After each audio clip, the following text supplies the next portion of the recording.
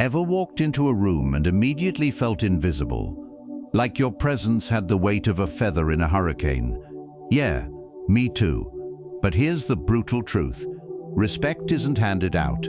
It's hunted down, earned and kept through character.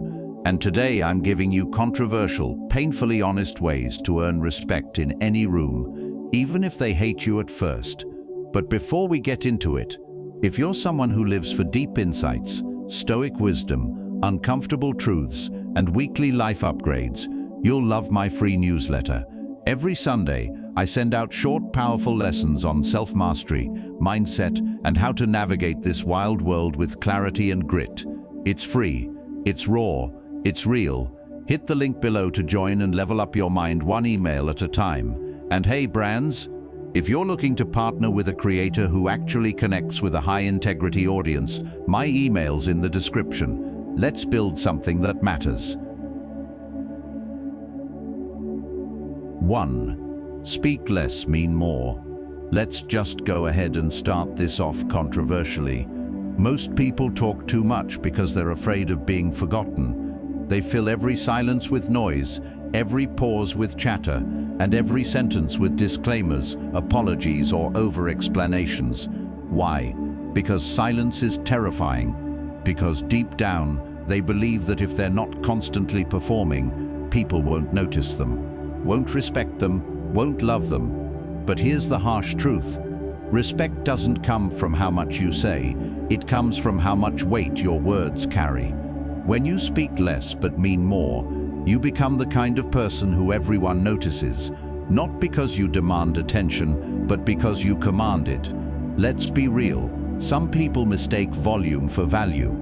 You've seen it, the guy in the meeting who hijacks every topic to prove he knows something. The girl who fills every silence with likes and you knows because she thinks being quiet means being irrelevant. I've been that guy.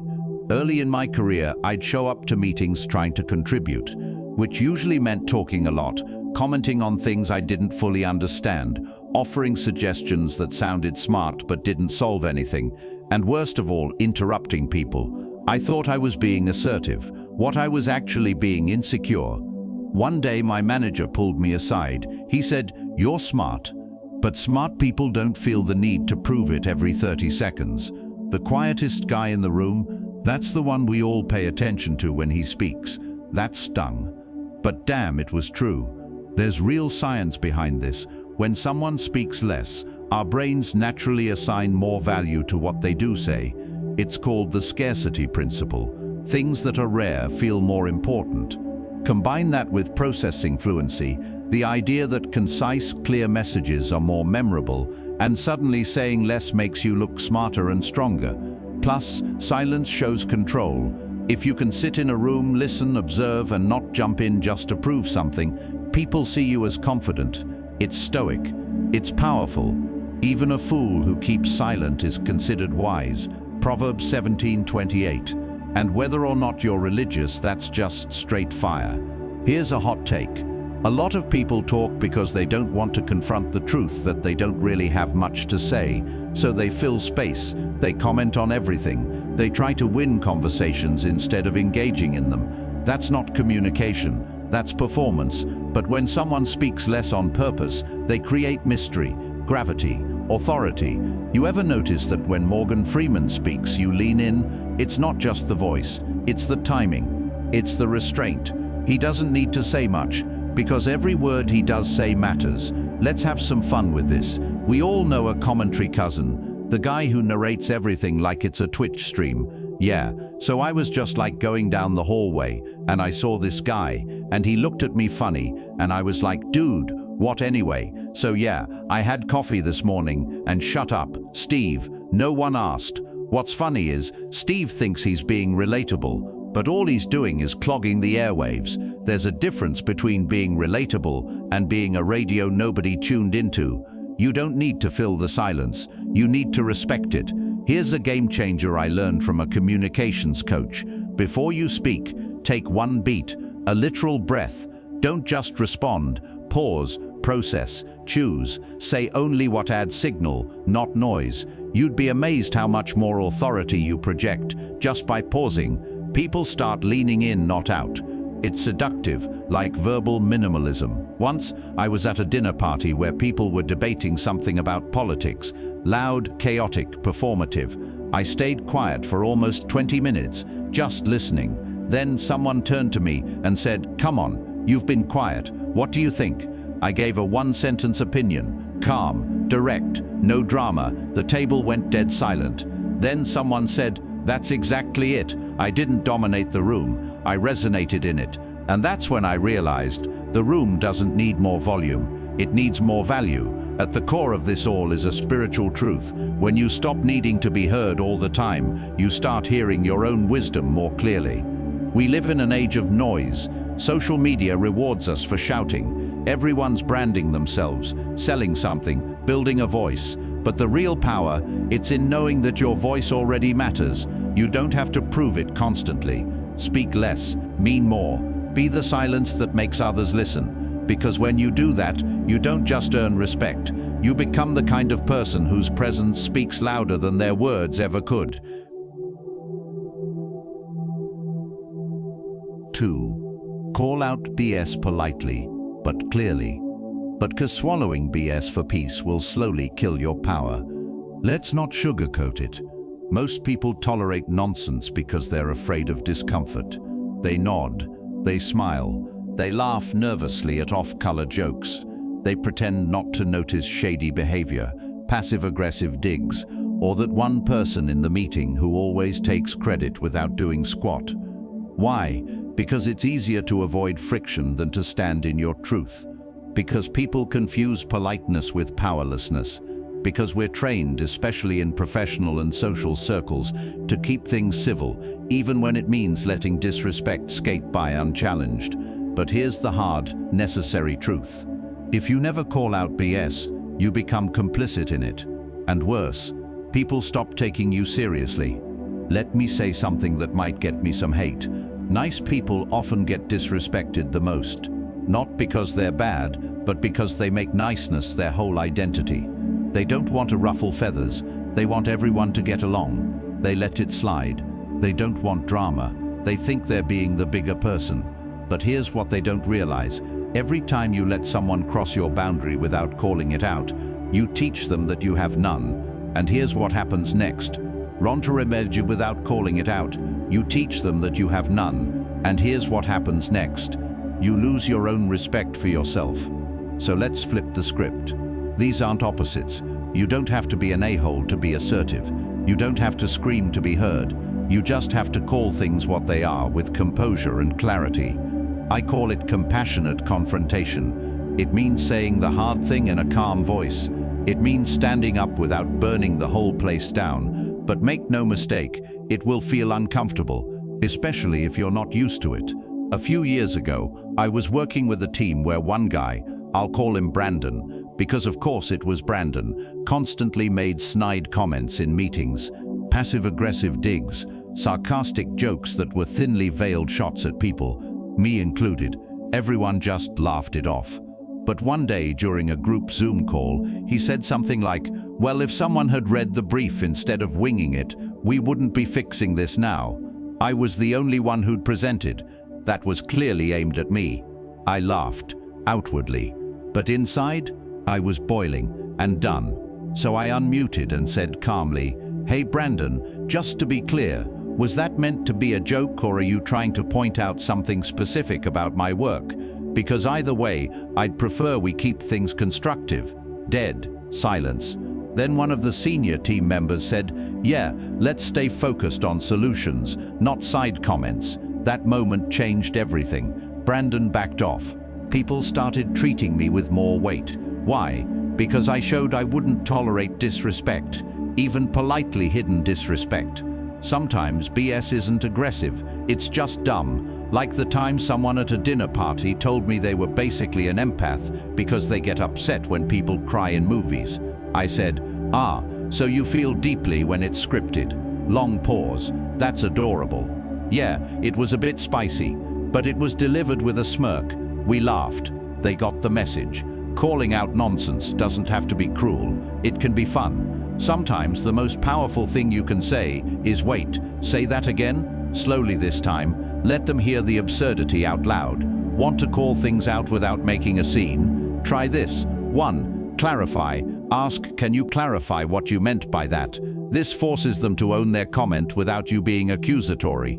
2. Name the behavior, not the person. Instead of "you're rude," say, "that came off as dismissive. Was that your intention?" Now they have to explain themselves. 3. Hold the line. If they double down or deflect, say, "Got it. Just want to be clear, I don't respond well to passive digs. Happy to have real conversations, not cheap shots. Keep it calm, but firm." But that conditioning is exactly what keeps you small. Silence in the face of subtle disrespect doesn't make you noble, it makes you invisible. And deep down, we all crave to be seen for our real selves. The problem is, if you never stand for yourself, people will only see the version of you that plays along, that stays quiet, that keeps the peace at the cost of your own power.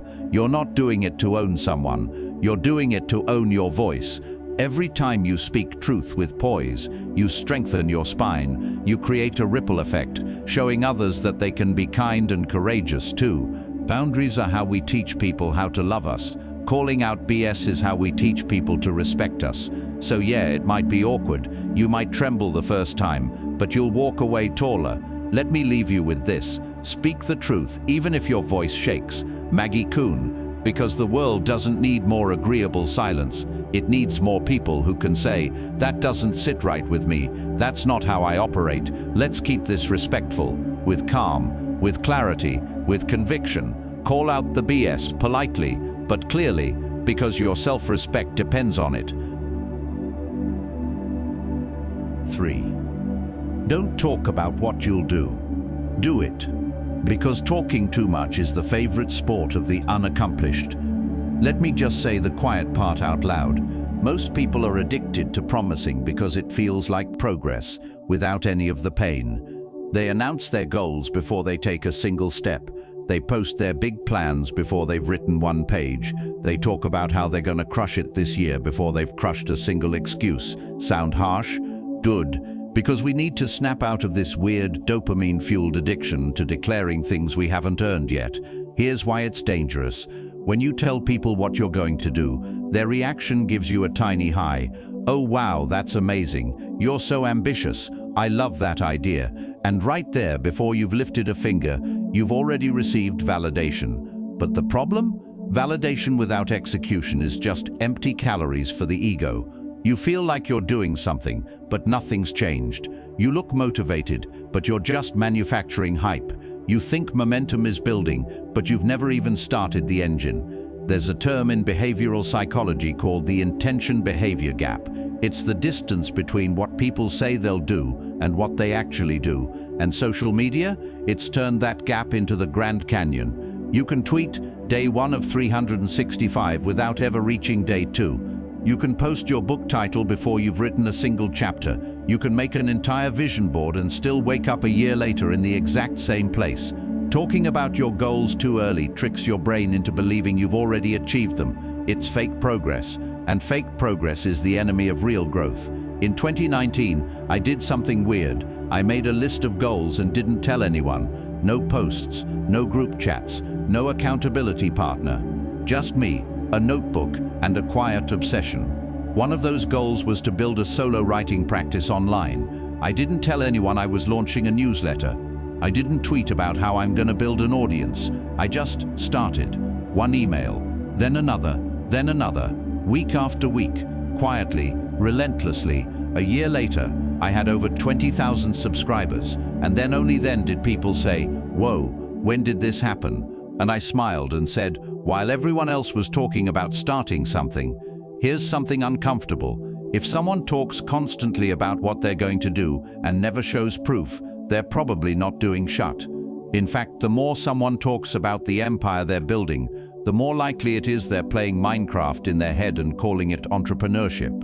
Big players move in silence, not because they're secretive, but because they know real confidence doesn't need applause, real work doesn't need an audience, real results speak louder than declarations. We all know that guy, the one who always says, "I'm launching this big thing soon, I'm just finalizing some pieces right now. Once I get some things lined up, Bro, you've been lining things up for 5 years. Your dreams are on pause like an unfinished Netflix show. You're a PowerPoint CEO, all slides, no substance. There's a reason the phrase "move in silence like lasagna" hits so hard. Because real builders don't narrate every brick they lay, they just build. Here's a simple rule: don't speak in intentions, speak in evidence. Instead of saying, "I'm working on a book," say, "I've written 20,000 words so far." Instead of, "I'm thinking of launching a business," say, "My product goes live next Friday." If you can't say that yet, then just say nothing. And keep building until the proof speaks for itself. Here's the soul of this whole idea. Your life should be a quiet furnace of focused effort, not a parade float of premature celebration. The world is already loud. Everyone is talking. You'll stand out instantly the moment you stop announcing and start executing. You don't need to tell people you're coming. Just show up one day with results and watch their eyes widen. Talking about your dreams might feed your ego, but doing the damn work feeds your soul. That's where the real peace lives, not in applause, not in likes, but in that quiet, sacred moment when you know, "I said nothing, but I did everything." So the next time you're tempted to post a status, make an announcement, or start another sentence with "I'm gonna," don't. Just do the work. And when you show up with proof instead of promises, that's when people will really listen. 4. Be the calmest person in a crisis. Because the loudest one in the room is usually the most useless. Let's be blunt. When the crap hits the fan, metaphorically or literally, 90% of people either freeze, panic, or start blaming others before the smoke has even cleared. The rest, they take a deep breath, assess the damage, and start putting out fires without making a scene. And those are the people you remember, the ones who command respect, not through volume, but through presence. You ever notice how in a crisis, some people start acting panicked before anything actually happens? It's almost like they're auditioning for a role. "Oh my God, this is insane. I knew this was going to happen. What do we do now? We're screwed, right?" They think freaking out proves how much they care, but really, it proves they need attention more than they want solutions. People who perform panic are trying to shift the spotlight onto themselves. They're not thinking, they're not helping, they're just flailing loudly. It's emotional cosplay, and it's dangerous. Look, I'm not saying everyone has to be a Navy SEAL, but if you immediately melt under pressure, I'm sorry, I don't want you in my inner circle. Why? Because panic spreads fast. If you've ever been in a real crisis, an accident, a business disaster, a family emergency, you know this already. One person panicking makes 10 people less useful. One calm person makes 10 people more focused. Calmness is contagious, but so is chaos, and you decide which one you spread. A few years ago, I was in a minor car accident. Nothing life-threatening, but enough to get the adrenaline pumping. A truck clipped my rear bumper on the highway and spun me into the shoulder. Glass everywhere. I had cuts on my arm. People were stopping to stare. Someone started yelling at the other driver. Sirens blaring in the distance. It would have been easy to lose it, but something strange happened. I went completely still, not frozen, still, present. I remember doing a self-scan for injuries, calling emergency services, getting out and helping the other driver, who was in worse shape than me, coordinating with the cops, keeping people calm. I didn't scream, I didn't cry, I just acted. And in that moment, I realized something profound. Calm isn't the absence of emotion, it's control over it. It's choosing stillness when the world goes sideways. Let's be real. Most people walk around with CEO energy until something minor disrupts their flow, like their Uber being 7 minutes late. Suddenly they're a mess. Why is this happening to me? I knew today was cursed. I can't think. I'm freaking out. Relax, Karen. It's not a meteor strike. It's brunch. If you want to earn respect in a serious way, you have to prove you can stay composed when reality doesn't follow your script.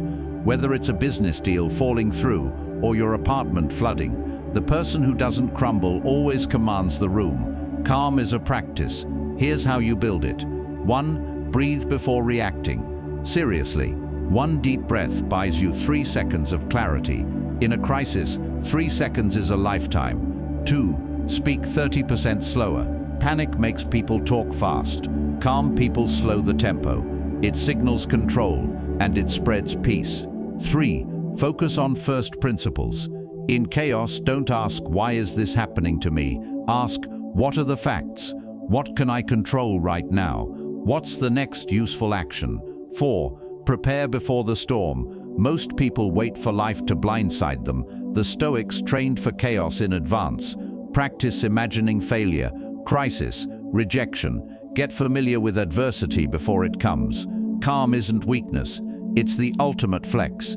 It says, "I don't need to match your chaos. I bring clarity." That's why in every great story, the most feared person is never the loudest. It's the one who looks unbothered, even when the world is burning. They don't flinch, they observe. They don't argue, they act. They don't shout, they lead. Because they know, when everyone's losing their head, the one who keeps theirs wears the crown. At the end of the day, you don't rise to the occasion, you fall to the level of your habits. So if your emotional habit is panic, that's who you'll be when it counts. But if your habit is presence, poise, and precision, you become the anchor in any storm. So be the still one, the grounded one, the clear-eyed one, because that's the person everyone turns to when the sky falls, and that's the person people respect, instantly, always. 5. Be unavailable sometimes. Because constant access, instant disrespect. Here's a spicy truth no one wants to admit. The more available you are, the less you're valued. In friendships, in dating, in business, everywhere. If you're always answering, always picking up, always replying, always down to talk, you're not being supportive or easygoing. You're being forgettable. Why? Because availability without boundaries breeds invisibility. Let's be honest. People don't respect what's always there. They take it for granted. They abuse it. And the scariest part, they don't even realize they're doing it. Think about the last time someone texted you 5 times in a row with 0 pause. Did you feel grateful for their attention or slightly suffocated? We crave space. We respect mystery. We value rarity. When something or someone is too accessible, the mind subconsciously decides, if they're always around, they must not be that important. Harsh, yes, but truth doesn't care about your feelings. A lot of people confuse availability with generosity. They think constantly being on call for others makes them good people. Nah, being endlessly accessible is usually just a sign of poor self-worth, wrapped in a mask of fake humility. You're afraid that if you say no, they'll leave. You're scared that boundaries will make people love you less. You think ignoring that 11:45 p.m. "Can I call" text will make you a bad friend. Spoiler, it won't. What it will do is teach people how to treat you. You're not 911. You're not tech support. You're not DoorDash for emotional drama. But the way some people treat their friends, co-workers, or partners? Hey, are you free to talk? Can you jump on a quick Zoom in 5? I know it's last minute, but no. Being busy isn't rude. Being constantly available is. It disrespects your own time. It tells the world, whatever I was doing before this interruption didn't matter. You don't need to answer every call. You don't owe everyone your immediate presence. You're allowed to guard your energy like it's gold, because it is. Years ago, I was the yes man. Every message, replied.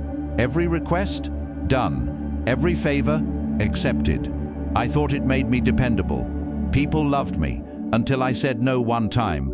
A close friend asked me to help him prep for a job interview.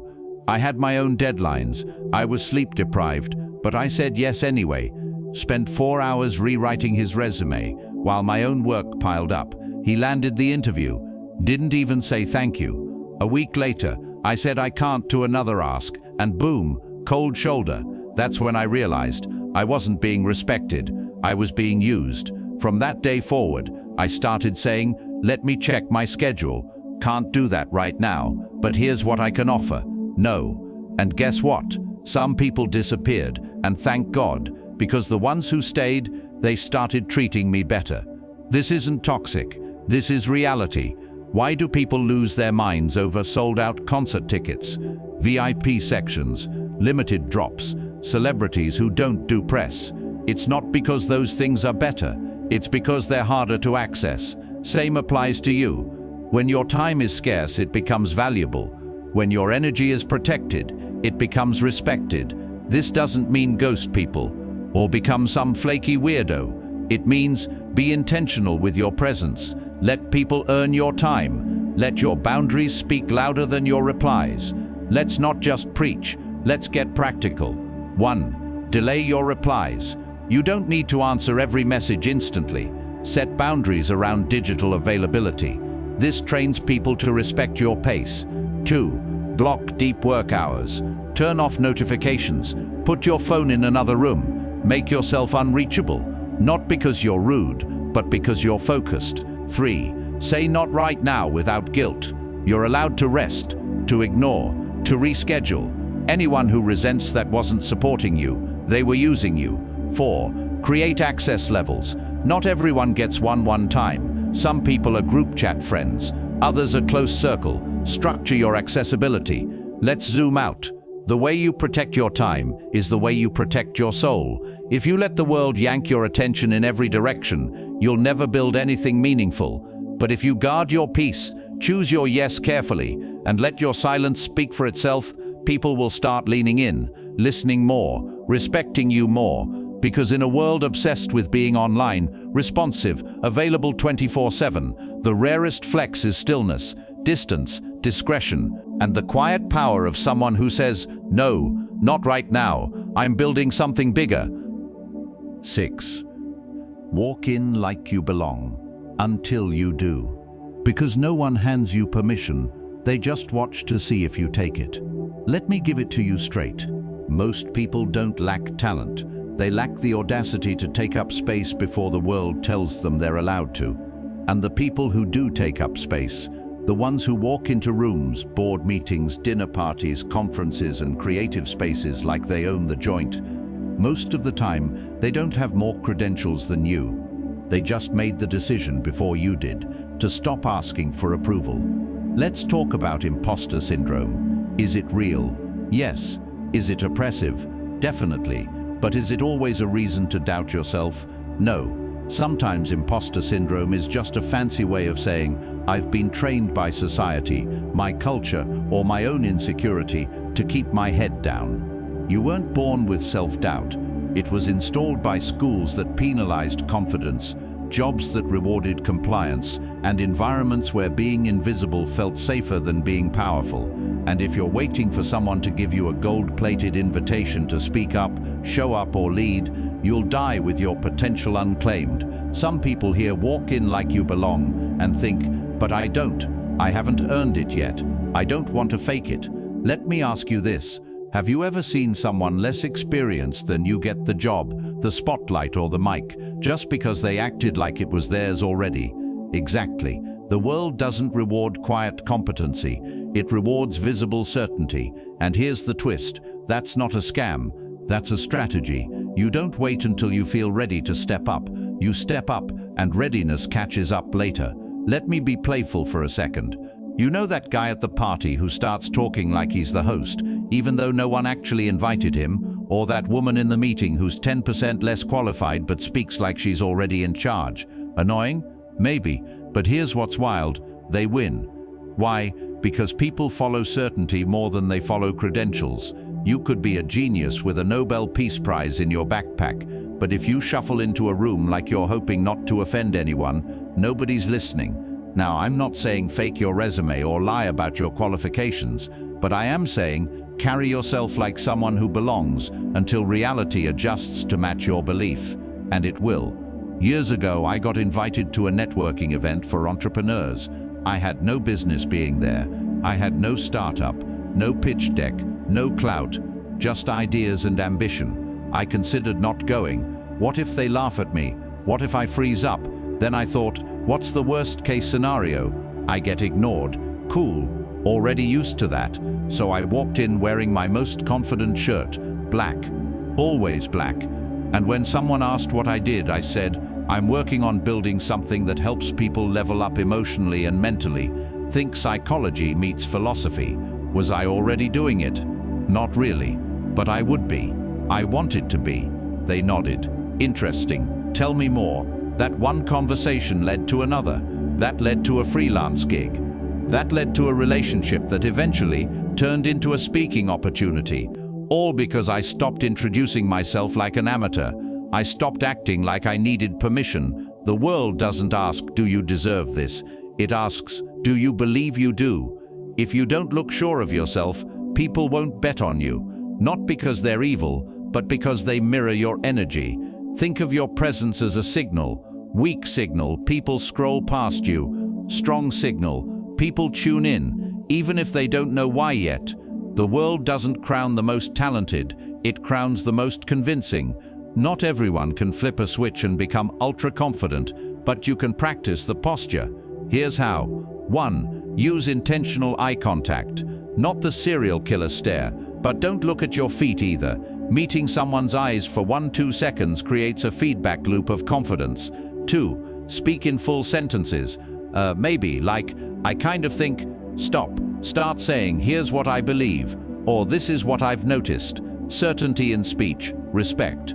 3. Stand like a pillar, not a passenger.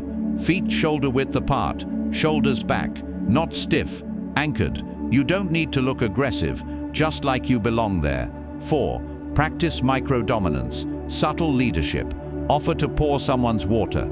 Ask the first question in a Q&A. Sit near the front. Lead with small boldness. Here's what no one tells you. Here's what no one tells you. You don't earn the right to belong. You claim it. Belonging isn't about being picked. It's about picking yourself. The people you admire, the ones who speak like leaders, think like visionaries, move like magnets. Most of them were terrified too, at first, but they walked in like they belonged, over and over again, until one day they actually did. And you can too. Walk in like you belong, because the truth is, you probably already do. You're just the last one to believe it.